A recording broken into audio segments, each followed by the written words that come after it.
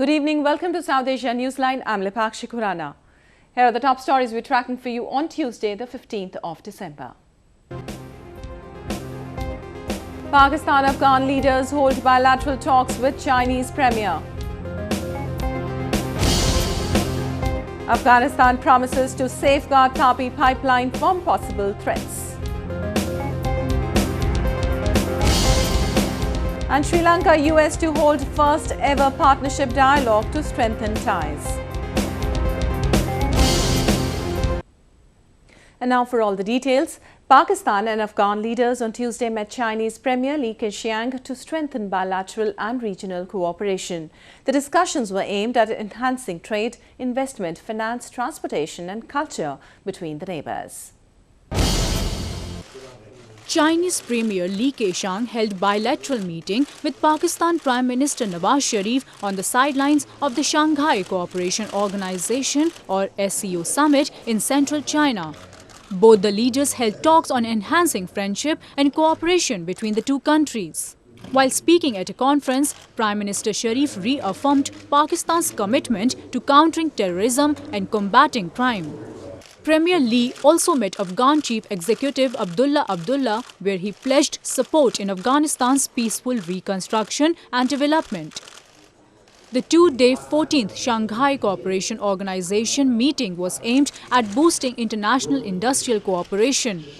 The Shanghai Cooperation Organization group includes China, Russia and the former Soviet republics of Tajikistan, Uzbekistan, Kazakhstan and Kyrgyzstan, while India, Pakistan, Iran, Afghanistan and Mongolia are observers. Afghanistan has assured that solid security management strategies have been forged to prevent threats against the Tapi gas pipeline project. The project that has been delayed for years due to security concerns, particularly in Afghanistan, is due to be completed by December 2019 and would have a capacity of 33 billion cubic meters.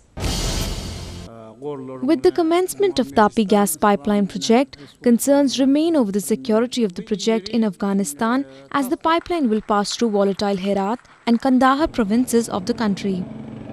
Both the provinces have been majorly targeted by Taliban militants. Afghanistan Interior Ministry has assured the member nations of solid security measures to safeguard the pipeline from possible threats.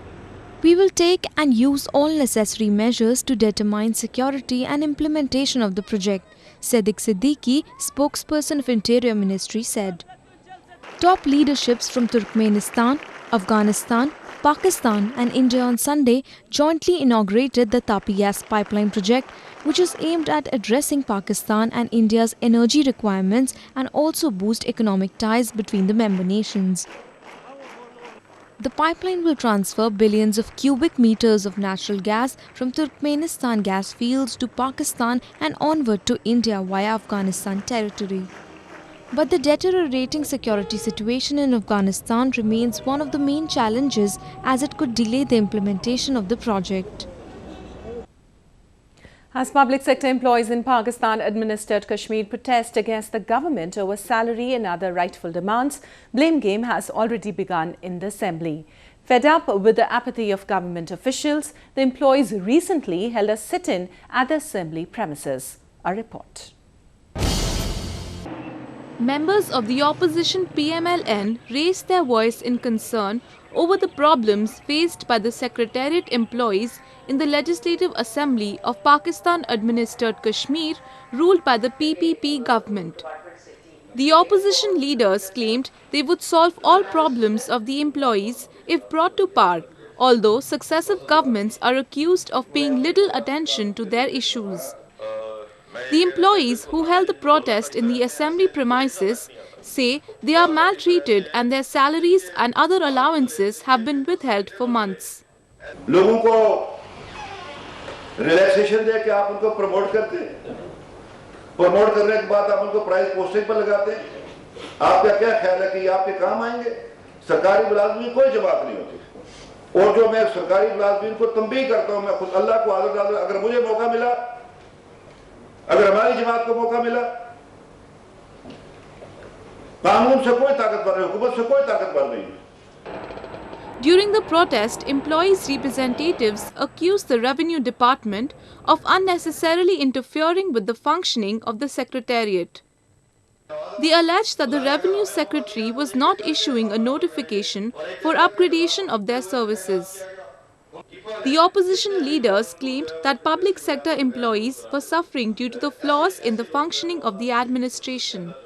न सिर्फ जदीदा बल्कि गैर जदीदा और इसके अलावा महकमा health के और महकमा जंगलात के, बरकियात के, फिर सेहत-ए-आमा के, फिर ज़कात के, कोई ऐसा डिपार्टमेंट नहीं है जिसके मुलाजमीन जो है वो हड़ताल पे ना जाते हो। और अब जो ये जदीदा मुलाजमीन है, जो सीनियर अफसरान हैं, उनकी जानब से ये बातें जो है ये इस बात की गमाज़ हैं कि किसी ना किसी जगह खराबी ज़रूर है। वो खराबी हमारी नीयतों के अंदर है या हमारी ज़हनों के अंदर है। Pakistan-administered Kashmir is one of the most neglected and backward regions under Pakistan's command. Pakistan claims this region as its own, but has not given rights and privileges to the people as the constitutional status of this area is unclear. Sri Lanka and United States have announced the first ever partnership dialogue between the two nations. The dialogue will focus on a range of bilateral issues to strengthen ties between the countries. The US has reaffirmed its support for Sri Lanka's reform agenda and explores greater cooperation in development, security, economic growth and regional connectivity. U.S. State Department Counselor Thomas Shannon, who is in Sri Lanka for a two-day visit, announced that the partnership dialogue will be held in Washington, D.C. in February next year. Shannon hoped that the meeting will provide an opportunity for United States to engage directly with the people of Sri Lanka and the government. Our cooperation benefits communities where returnees are facing hardship. We will assist reconciliation and broader transitional efforts at the household level, community level, and national level. We will foster greater trade and investment to raise incomes, create jobs, and improve standards of living in both countries. Shannon also met Sri Lankan Foreign Minister Mangala Samaravira to decide on the structure of the meeting.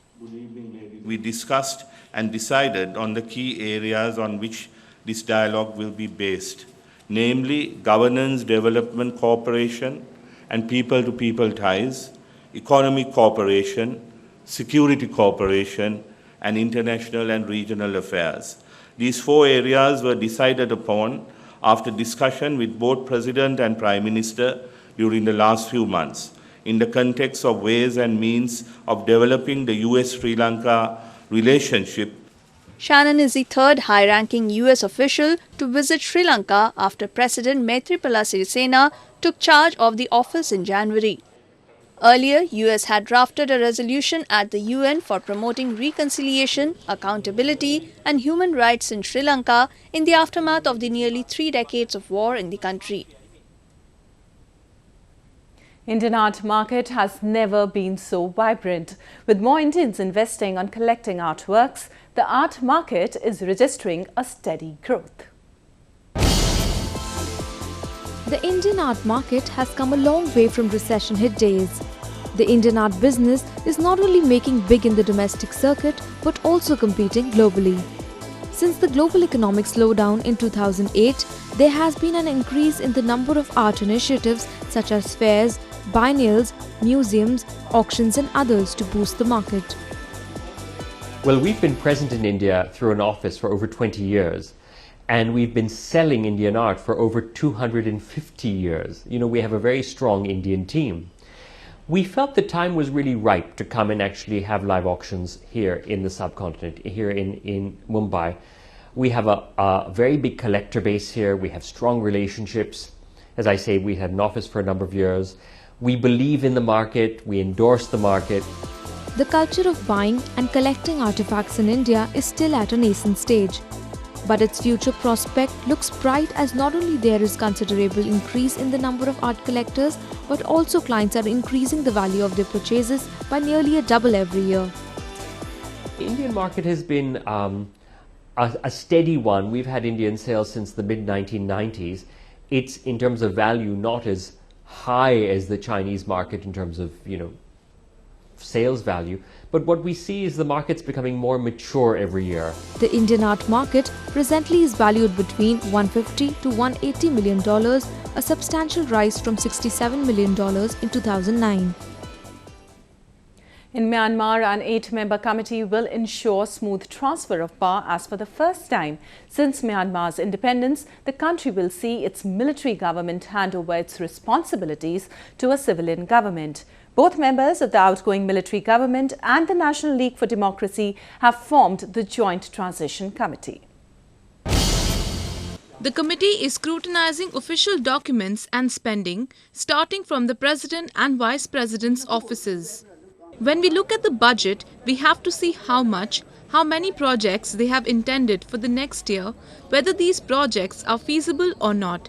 It's our responsibility now, said Vinten, a committee member and a close aide of the NLD leader Aung San Suu Kyi. It would be crucial for the new government to understand the functioning of all the ministries in order to run the country effectively. After knowing information, we check with each and every ministry, and when we choose the cabinet, we will relay information to the future minister-to-be so they can work out, added Tain. The current parliament term ends on January 30th, giving the transition team very little time to collate the data. Democracy leader Aung San Suu Kyi-led National League for Democracy won a historic victory in Myanmar's election last month.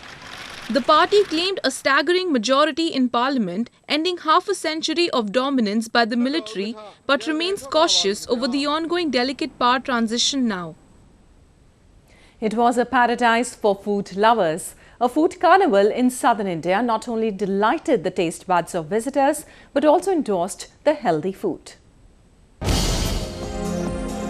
Various traditional delicacies to die for were presented at a national food festival in southern Indian city of Kochi. The 5-day festival called Annam was organized to promote traditional cuisine and agro-biodiversity. Various food and agro experts came together to showcase diversity of food in India. From dishes prepared with uncooked vegetables to tribal food, the fest was a delight for health-conscious people. Annam Food and Agro-Biodiversity Festival is basically a festival to introduce to the people the diverse food cultures of the India, our local food products, healthy food products, safe food products, and also the nutritious and diverse food products that are available in our country. With the fast food culture growing in urban India, such event becomes important for spreading awareness about traditional food and its health benefits. Well, that's the way it was in South Asia this evening. Before we conclude, the top stories once again. Pakistan-Afghan leaders hold bilateral talks with Chinese Premier. Afghanistan promises to safeguard Tapi pipeline from possible threats. And Sri Lanka US to hold first ever partnership dialogue to strengthen ties.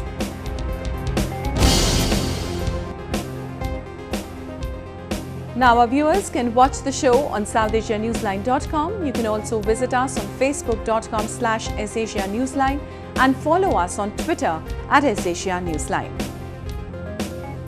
That's all in tonight's edition. We'll see you same time tomorrow. Good night.